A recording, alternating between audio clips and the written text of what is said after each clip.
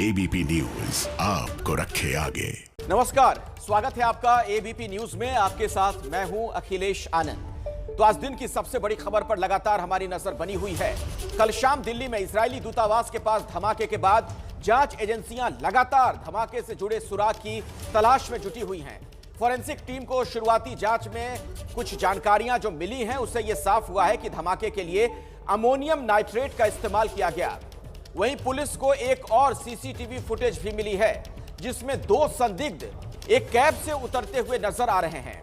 मौके पर एक पिंक कलर का दुपट्टा भी मिला है जो कि आधा जला हुआ है।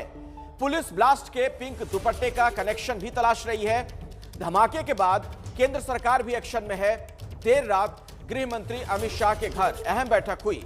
धमाके के बाद देश के कई शहरों में अलर्ट जारी कर दिया गया है। ये तस्वीरें आपके सामने हैं, ये पूरा घटनाक्रम आप समझिए। और इस बीच दिल्ली में इजरायली दूतावास के बाहर धमाके की जांच के लिए इजराइल की भी एक टीम दिल्ली आ सकती है, ये भी जानकारी सामने आ रही है। धमाके के बाद से इजराइल लगातार भारतीय जांच एजेंसियों के संपर्क में है। इजरायली सरकार ने भारत पर भरोसा जताया है और अब जांच में शामिल होने के लिए भी एक टीम भारत भेजी जा सकती है।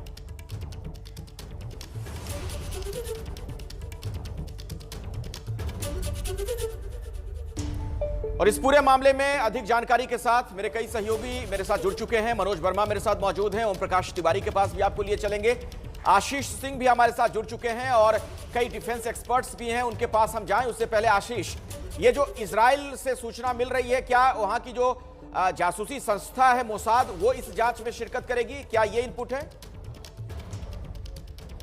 जी बिल्कुल अखिलेश, जो हमें सूत्रों से जानकारी है उसके मुताबिक मोसाद की एक टीम, उनकी जांच एजेंसी भारत के लिए ऑलरेडी निकल चुकी है और जल्द ही आकर के ज्वाइन करेगी। साथ ही मैं आपको एक बड़ी जानकारी ये भी दे दूं कि खुद इजरायली एम्बेसी में भी मोसाद के लोग तैनात होते हैं, वो लोग ऑलरेडी इन्वेस्टिगेशंस में शामिल हैं।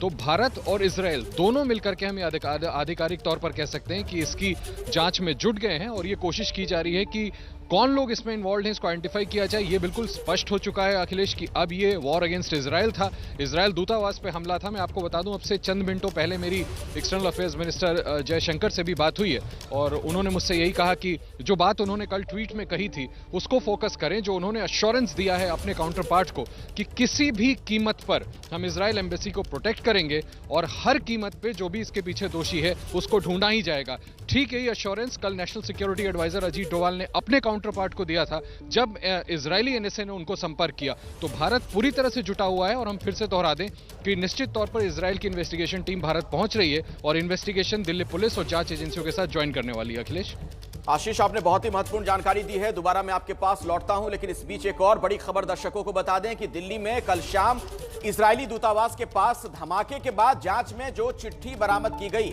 उसमें लिखा गया है कि यह तो एक ट्रेलर था। यह चिट्ठी इजराइल के राजदूत को लिखा गया है। इसमें 2 ईरानियों की हत्या का जिक्र है। हाल ही में तेहरान के करीब ईरान के बड़े परमाणु वैज्ञानिक की ड्रोन गन से हत्या कर दी गई थी। ईरान इसके लिए इजराइल को जिम्मेदार ठहराता है। मनोज वर्मा हमारे सहयोगी इस खबर पर अधिक जानकारी देंगे। मनोज, बिल्कुल देखिए अखिलेश, जो लेटर यहां से बरामद हुआ है वो ब्लास्ट साइट से करीब 12 गज की दूरी पर ही वो लेटर यहां पर पड़ा हुआ था और उसमें जो है सीधे तौर पर संबोधित किया गया था इजराइल के एम्बेसडर को और उसमें लिखा गया था कि ये सिर्फ एक ट्रेलर है और उसमें 2 हत्याओं का भी जिक्र था। ईरान के 2 लोगों की जो हत्या हुई थी उसका भी जिक्र किया गया था। तो कहीं ना कहीं अब जो लिंक है वो ईरान से भी जुड़ते हुए इस पूरे मामले के नजर आ रहे हैं। दिल्ली पुलिस की जो स्पेशल सेल की टीम है लगातार वो छापेमारी कर रही है। जो इलाके में सीसीटीवी फुटेज लगे हुए, सीसीटीवी कैमरा लगे हुए हैं, उनकी फुटेज को निकाल लिया गया है।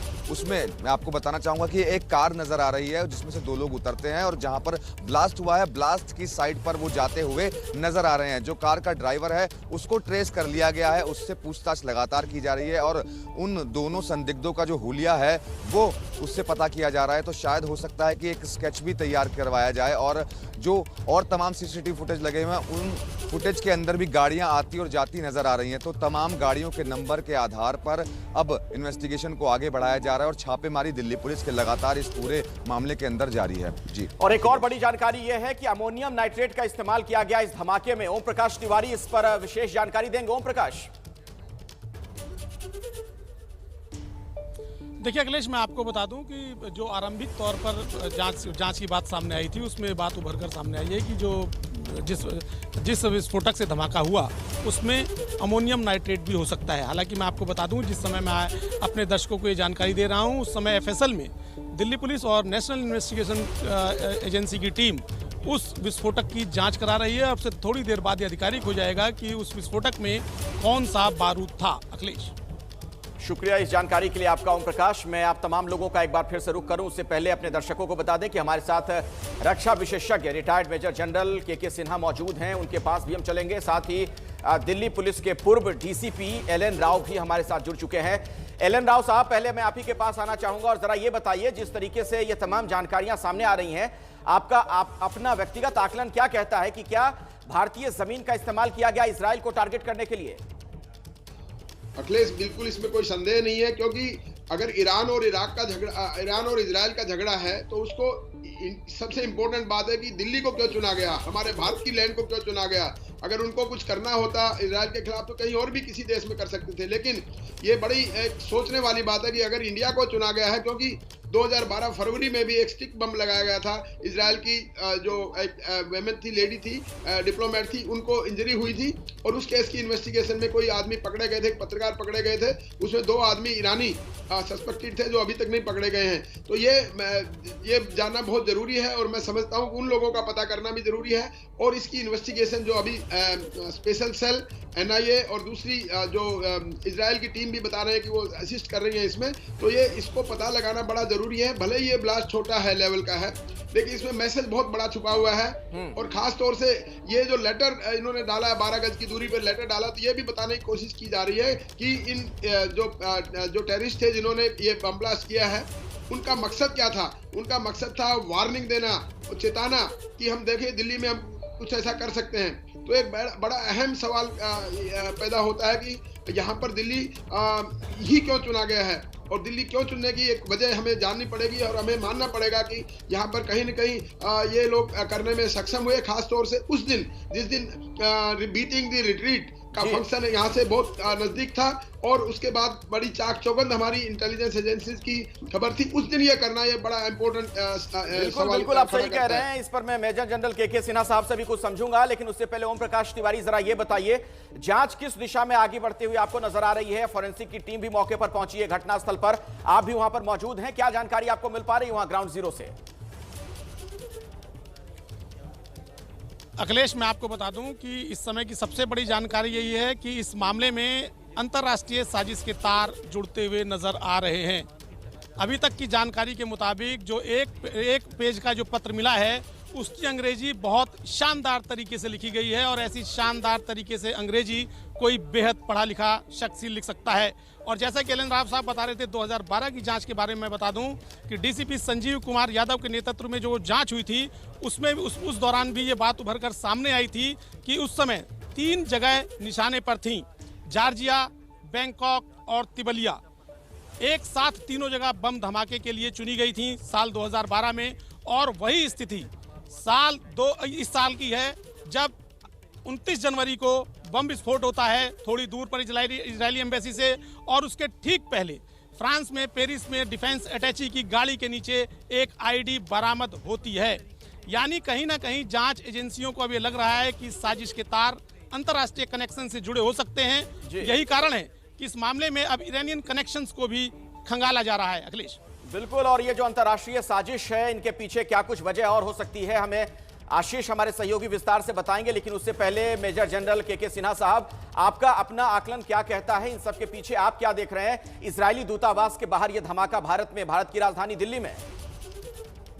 देखिए अखिलेश, सबसे पहले तो ये बहुत बड़ा एक सिक्योरिटी ब्रीच है, खास करके उस दिन हुआ है जिस दिन आपका बीटिंग रिट्रीट है और end of Republic day celebrations हैं और दिल्ली की इतनी चाक चौबंद सुरक्षा व्यवस्था होती है। अभी आ जाइए कि हुआ क्या है। देखिए, ये परिस्थितियां जो बदली हैं, इनको आप 2 परफेक्ट में देखें। वेस्ट एशिया में जैसे हालात बदल रहे हैं और भारत की भूमिका वेस्ट एशिया में बहुत बढ़ रही है। देखिए, ये कासिम सुलेमानी पिछले साल 3 जनवरी को मारा गया था, उसकी बरसी इस साल मनाई गई है 3 जनवरी। उस समय भी पूरे विश्व के अंदर में बहुत खतरे थे। बहुत जगह इसको कहा गया था अमेरिका में तक में होगा कुछ। उसके बाद आप देखिए जो उनके फकीर ज्यादा हैं, जो उनके एक परमाणु मारे गए थे, और उसमें ईरान कहता है कि ये पूरा का पूरा हाथ इजराइल का ही है इन दोनों हमलों में। पहले हमले में तो ये जाहिर है कि इजराइल ने खुलेआम तौर पे किया था और यूएस मिलकर किए थे। अभी जो चीजें बदल रही हैं इस परिस्थिति में, जो वेस्ट एशिया में जो लामबंद हुए हैं, उसमें चाइना भी है, रशिया भी है, ईरान है, टर्की है, मलेशिया और पाकिस्तान है। ये एक खेमे की तरह काम कर रहे हैं। वो नहीं चाहते हैं, क्योंकि देखिए इजराइल और जो इसमें सऊदी अरेबिया है, यूएई और भारत, इसके बहुत बड़े रोल की तरह वेस्ट एशिया में वो चाह रहा है कि भारत का रोल हो। इस कारण से, इन कारणों से आप देखिएगा धीरे धीरे खुलकर आएगा कि ये भारत को टारगेट हुआ है। और केवल नहीं, पेरिस में भी ये ट्राई किया था इन्होंने कल ही के दिन, और खास करके कल का दिन इंपॉर्टेंट था कि 29 जनवरी थी जी, वो हम तकरीबन 29 इयर्स बैक यदि आप जाएंगे 92 में, तो हमारा इजराइल का जो डिप्लोमेटिक ये था संबंध शुरू हुआ था कल के ही दिन। बिल्कुल बिल्कुल सिन्हा साहब, और सिन्हा साहब मैं आपके पास आऊं उससे पहले दर्शकों को जरा एक तस्वीर हम दिखा दें जहां पर यह धमाका हुआ, जहां पर यह बम रखा गया था। ये देखिए उसकी एक्सक्लूसिव तस्वीरें एबीपी न्यूज पर आप देख रहे हैं। उसी जगह की तस्वीर है जहां पर यह धमाका हुआ था। धमाके के बाद की तस्वीर ये देखिए, आप देख रहे हैं वहां पर जो एक कार आपको नजर आई, किस तरीके से उसका शीशा टूटा हुआ था, कई गाड़ियों के शीशे चटक गए थे। एबीपी न्यूज संवाददाता मनोज वर्मा ने ये तस्वीरें भेजी हैं। ग्राउंड जीरो पर मनोज वर्मा मौजूद हैं। मनोज, जरा इन तस्वीरों के बारे में आप बताएं, ये तस्वीरें जो हम दर्शकों को दिखा रहे हैं। जी बिल्कुल, देखिए जो तस्वीरें इस वक्त हमारे दर्शक स्क्रीन पर देख रहे हैं, वो तस्वीरें जो हैं वो कहीं ब्लास्ट की, जो जहां पर ब्लास्ट हुआ था उसको दिखा रही हैं। और कहीं ना कहीं ब्लास्ट ज़्यादा पावरफुल नहीं था, लेकिन फिर भी अगर कोई शख्स वहां पर मौजूद होता तो वो ज़रूर इस ब्लास्ट में इंजर्ड हो सकता था। और कहीं ना कहीं मैसेज देने की कोशिश की गई है इजराइल एम्बेसी को, जो लेटर से भी साफ हो जाता है। और एक और जानकारी हमारे सूत्र ने ये दी है कि शायद ऐसा हो सकता था कि उनका मकसद ये था कि इजरायली एम्बेसी के पास इस बॉम्ब को लगाना, कि अगर कोई एम्बेसी से बाहर निकले वो इंजर्ड हो जाए, लेकिन हो सकता है कि उस वक्त कोई बाहर नहीं निकला था। तो अभी इन्वेस्टिगेशन लगातार जारी है। एक जानकारी और मैं आपको देना चाहूंगा कि दिल्ली पुलिस की जो टीम है, उन्होंने जो दिल्ली के अंदर जितने भी ईरानी रुके हुए हैं उनका ब्यौरा इकट्ठा करना शुरू कर दिया है। होटल के अंदर जो भी ईरानी रुके हुए हैं उन होटल वालों से डिटेल मांगी गई है और जांच को अब पुलिस की टीम अपना आगे बढ़ा रही है। जी, इस बीच एक बड़ी जानकारी सामने आ रही है। आपको बता दें कि तमाम ईरानियों के बारे में जानकारी जुटाई जा रही है। जो लोग दिल्ली में रुके हैं, किसी होटल में रुके हैं, उनके बारे में भी पता लगाया जा रहा है। दिल्ली धमाके की जांच से जुड़ा ये एक बड़ा खुलासा हो रहा है। घर में बना हो सकता है आईडी, ये भी जानकारी सामने आ रही है। मनोज वर्मा हमारे साथ जुड़े हुए हैं। मनोज, इस बारे में कुछ और भी पता चल पाया है क्या? जी बिल्कुल, देखिए अखिलेश, दिल्ली पुलिस के जो सूत्र हैं उनका साफ तौर पर यह कहना है कि दिल्ली के अंदर जितने भी ईरानी रुके हुए हैं उन सबका ब्यौरा इकट्ठा किया जा रहा है। उनकी जांच की जा रही है कि वो दिल्ली में कहां पर रुके हुए हैं। इसके अलावा दिल्ली के जितने भी तमाम होटल्स हैं वहां पर अगर ईरानी रुके हुए हैं तो उनसे डिटेल्स मांगी जा रही हैं। और एक जो खास जानकारी और जो हमारे सूत्रों ने दी है कि जो आईडी था जिससे ब्लास्ट हुआ था, भले ही वो कम तीव्रता का था, वो जो है घर में बना हो सकता है। ऐसी जानकारी हमारे सूत्र अभी फिलहाल दे रहे हैं। इन्वेस्टिगेशन अभी जारी है। तमाम जो टीमें हैं वो अभी जांच पर निकली हुई हैं। कुछ टीमें छापेमारी कर रही हैं और कुछ टीमें जो हैं वो दिल्ली में रह रहे ईरानियों का पता भी कर रही हैं। कुछ और ताजा जानकारी भी सामने आ रही है। ओम प्रकाश तिवारी हमें बताएंगे, जो घटनास्थल पर मौजूद हैं, ग्राउंड जीरो पर मौजूद हैं। ओम प्रकाश, क्या जानकारी है आपके पास?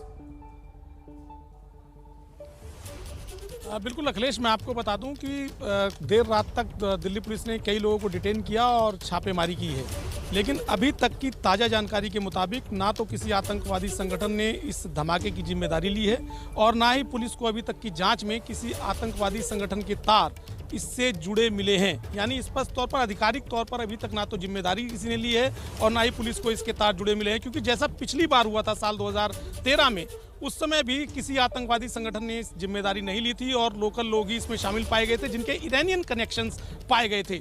लिहाजा दिल्ली पुलिस ने अब इस एस्पेक्ट से भी जांच शुरू कर दी है कि क्या इसमें भी कुछ लोकल लोगों का यूज किया गया है, क्योंकि जो बम बना था, जैसा ही कल शाम को एबीपी न्यूज ने अपने दर्शकों को बताया था कि जो बम बना था उसके अंदर साइकिल में यूज होने वाले छर्रे और लोहे के टुकड़े शामिल किए गए थे और मौका वारदात से जांच एजेंसियों को साइकिल के छर्रे बरामद भी हुए थे। तो ऐसे में ये तमाम चीजें लोकल मार्केट में उपलब्ध हैं। यही कारण है कि दिल्ली पुलिस उन तमाम एंगल्स को रखकर अब जांच कर रही है। अखिलेश, चलिए हम अपने डिफेंस एक्सपर्ट्स के पास जाएं, उससे पहले आशीष मैं आपके पास आना चाहूंगा और जरा ये बताइए कि जो अंतर्राष्ट्रीय कनेक्शन इस धमाके का सामने आ रहा है उसके पीछे तात्कालिक वजह क्या आपको नजर आती है? आप इतिहास के छात्र भी रहे हैं, तात्कालिक वजह बड़ी महत्वपूर्ण है किसी भी मामले में।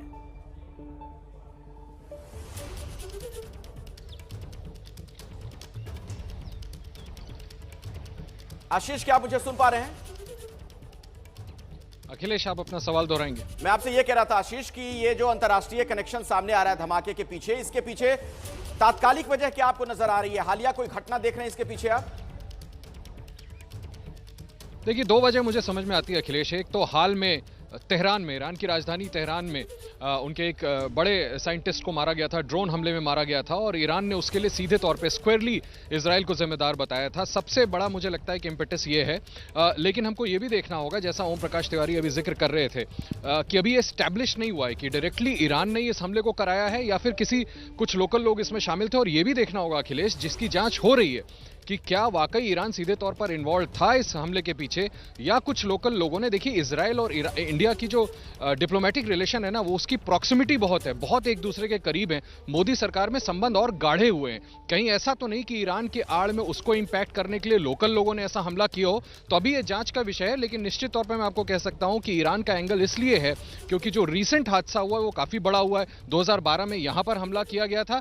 अभी 30 नवंबर 2020 की यह घटना है जबकि उनके एक साइंटिस्ट को मारा गया था ड्रोन हमले से। मुझे लगता है अगर ईरान सीधी तरह से इन्वॉल्व है तो कहीं ना कहीं उस घटना के पीछे वो घटना इसके पीछे जरूर एक बड़ी वजह है। अखिलेश, चलिए, हमारे साथ मेजर जनरल के सिन्हा साहब भी हैं और दिल्ली पुलिस के पूर्व डीसीपी एल.एन. राव साहब भी हैं, उनका भी हम रुख करेंगे।